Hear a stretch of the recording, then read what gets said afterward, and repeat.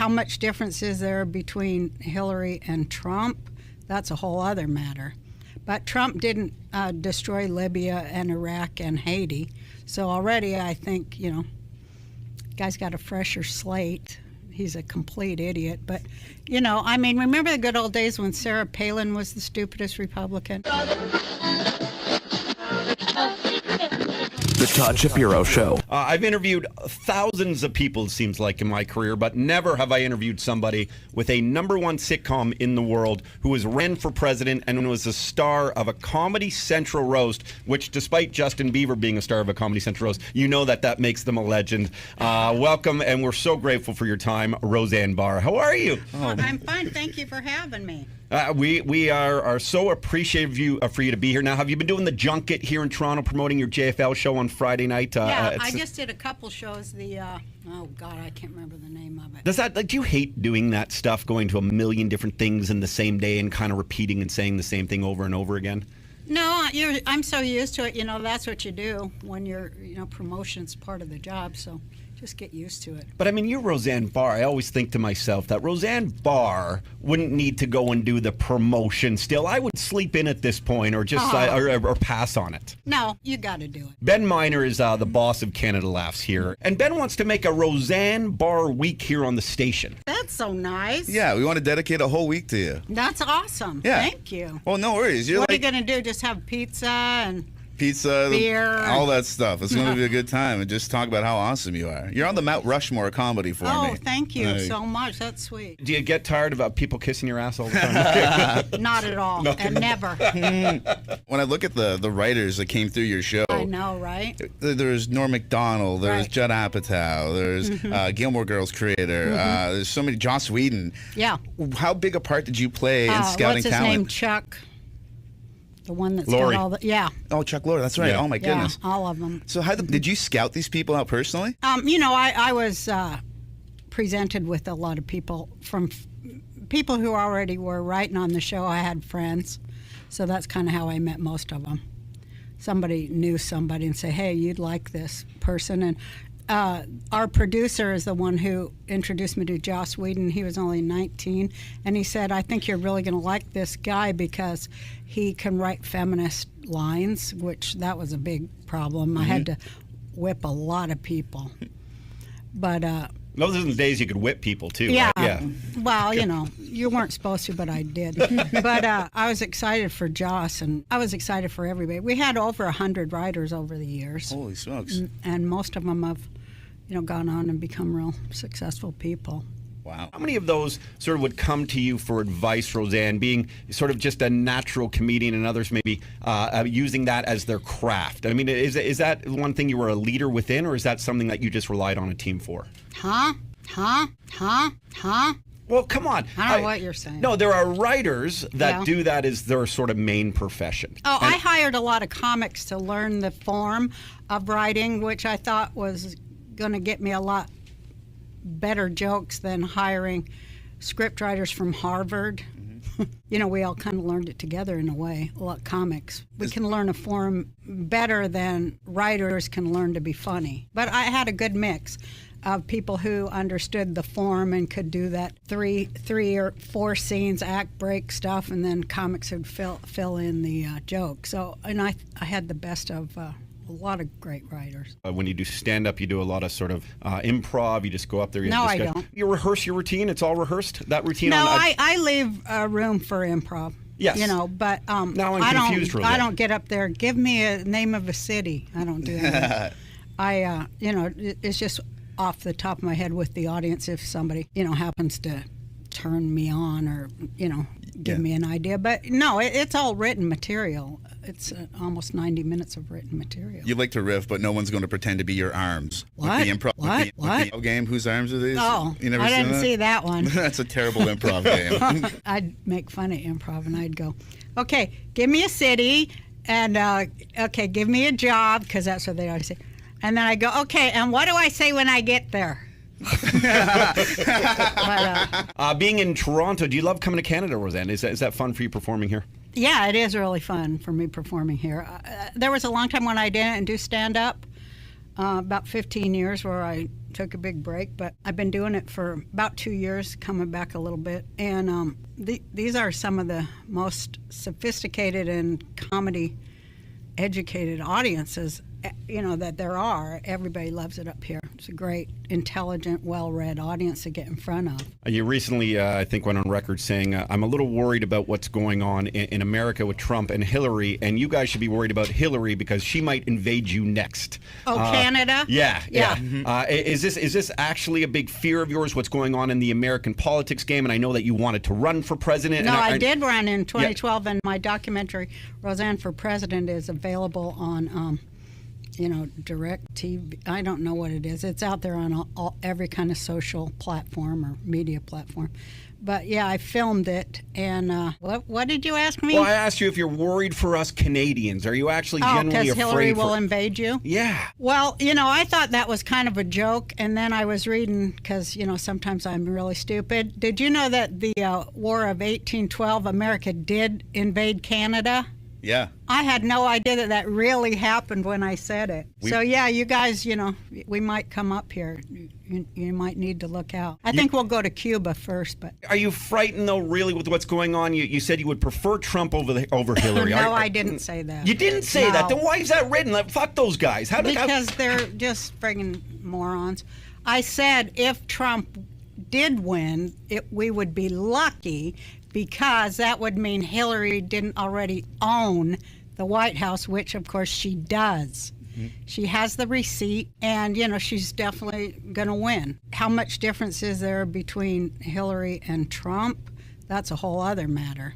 But Trump didn't destroy Libya and Iraq and Haiti. So already I think, guy's got a fresher slate. He's a complete idiot. But, remember the good old days when Sarah Palin was the stupidest Republican? Yeah. But Hillary, I like her because she'd give you the shirt off somebody else's back in a minute. What do you think of our leader, Justin Trudeau? I think he's, I don't know if I can get out of this country if I say what I think. Oh, you can get out of the country. We'll make sure of that. Well, I think he's a cyborg. How so? He's half robot. Mm-hmm. They're all kind of half robot, like they were all concocted in some sort of a CIA factory, all the leaders of the world, because they're like not human. I don't know, that's why I ran, but they're not human. Yeah. I don't know what the hell they are. Well, they're like shapeshifters or lizards or whatever, and it's reptiles. High-powered mutants. And I think when we say people aren't human beings, I actually think what happens is they lose touch of all emotion. They lose touch of all empathy and compassion. I don't think they ever had any, particularly if they were a lawyer, which lawyers have no compassion or empathy. Everyone knows that. No, I'm being facetious, but they're kind of just a bunch of assholes, and those are the ones that end up running countries. Lawyers who are like all about how can we screw somebody over by, manipulating this law to serve us against them. It's all a bullshit Ponzi scheme con, and I wish people would open up to that more than just blindly playing the stupid-ass game. That's why they should have voted for me in 2012. Well, Trump took some of your tactics, right, in paying for his own campaign. He did. And so did Bernie. Bernie is fucking walking down the street with I go, this guy's fucking ripping off my material. Absolutely. But everyone loves Bernie. I ask wherever I go, who do you like? And that's still the guy that everybody likes, or in the audience.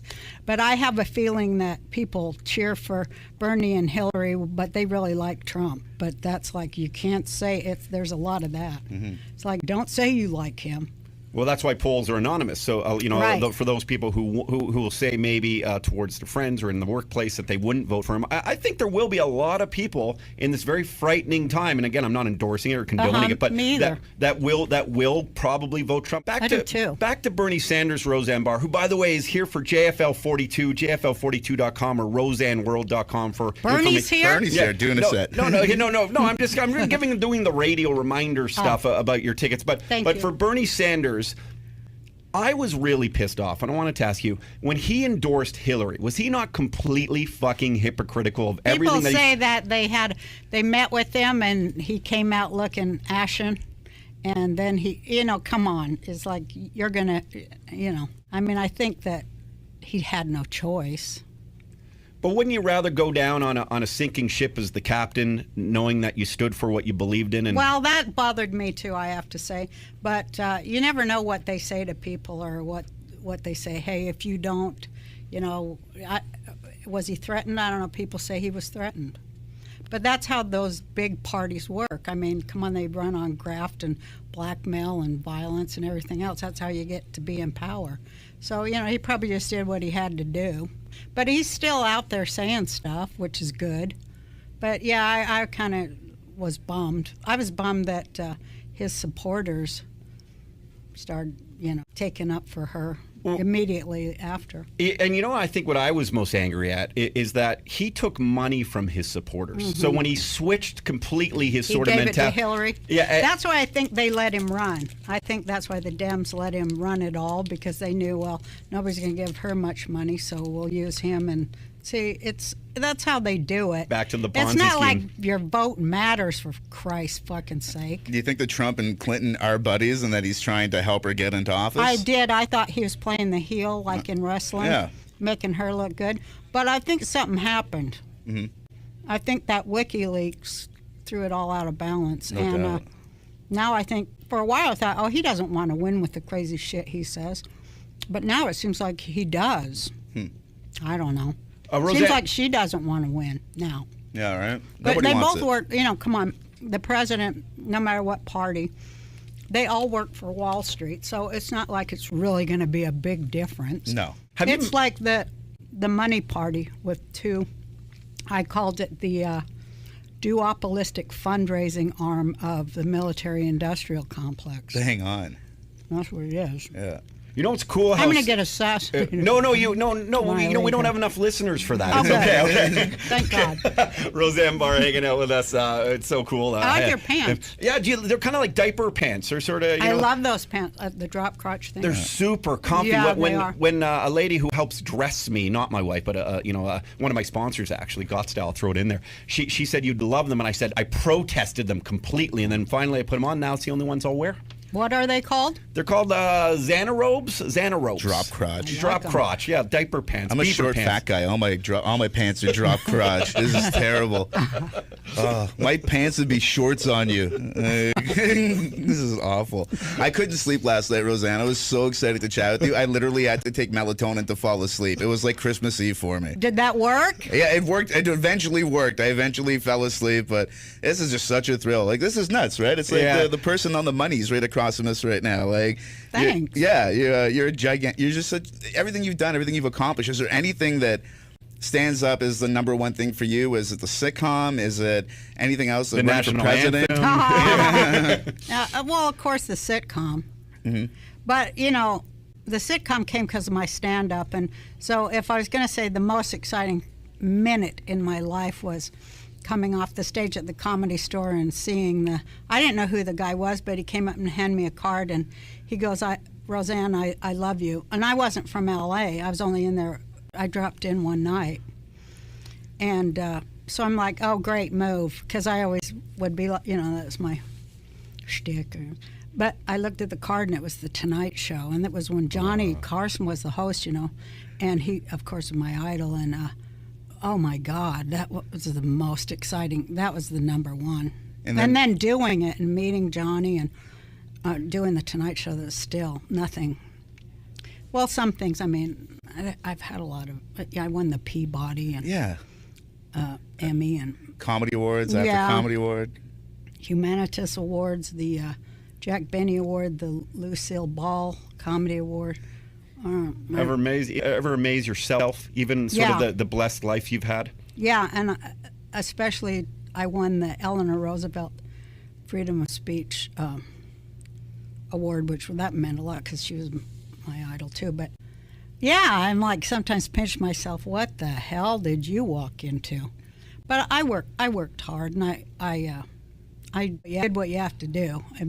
At the expense of my nervous system. Okay. I had to do it. And that's an interesting statement, because being such an extrovert that you are and sort of owning everything. I'm not, though. Well, but no, I know. And there's the introvert and extrovert side. And a lot of sort of the most successful entertainers, comedians that you'll find, there's kind of that difference. Yeah. It's really a dichotomy. It's an interesting one that sort of the common person doesn't understand. Yeah, it's like your real life is on stage, and your real performances, your alter ego. But in real life, we're just really boring people. What do you think it is, though, that I am, continued to drive you, to push the limits for you, that you weren't afraid to always, whatever next platform you had, you said, you know what, I'm Roseanne Barr, and I'm going to say what I feel, because that's what we all admire the crap out of you for being Thank you. funny and for doing it. Well, I just felt like, hey, the times, I was raised pretty religious, and always was taught that if you're given the baton, run as fast as you can for the next person too. So it was like that for me, and I was really inspired by other comics, I want to say, like, who did the same. So I wanted to be like them. I didn't really. My one friend said this, and I love it. It's like, I didn't really ever want to be rich and famous, but I wanted to be great. I wanted to be great when I was little. I would watch Ed Sullivan with my dad, and I wanted to be up there with the comedians, and I wanted to be remembered, I guess, like that, You've accomplished that, Roseanne Barr, and you still have many more decades to come. You're sweet. Thank you very much. It's really remarkable. I think the here on Canada Laughs with again Ben at well, the now helm. I'm doing porn, That's my next. You know they get paid in porn now. Do you know this, Roseanne? So what they do is, because the internet took over it, as you know. So like YouTube, which you have a little YouTube channel. I see you put on bathrobes and interview your friends and stuff, which is very comical, very real, very genuine. Thank you. And you get paid in YouTube based on views because of the AdSense, and then if you get ads clicked on, you get money. That's how they do it on Pornhub right now. So you could upload a Roseanne Barr pornography video. Dang. That's the only time I've ever used pornography, but I thought it would be a little bit more classy if you did it. And then you could get, based on the views on it, you can earn probably a couple $100,000. Hells yeah. But I put a clip up and I had to give them money back, though. So No, I'm very happily married, but can I be the guy? My boyfriend said, "You'll let me be in the porn show, right?" But then Roseanne's nuts will really be true. Yeah. Well, I might do it. No, I can't stand touching people. I have phobias about touching people. Well, if it does so that happen, would be too weird for porn, I think. If it does happen, I'd like to open for you. I could do fun this. being with you guys. Yeah, I could do this absolutely all day long. Yeah. People are so happy to see you on stage, so. Thank you so much, and I'm happy to see them too. I'm so happy Thanks, right now. guys. Cheers, Roseanne. Roseanne was here. We'll do a virtual hug after. From juvenile to gentleman, it's the Todd Shapiro Show on Sirius XM 168. Canada Laugh.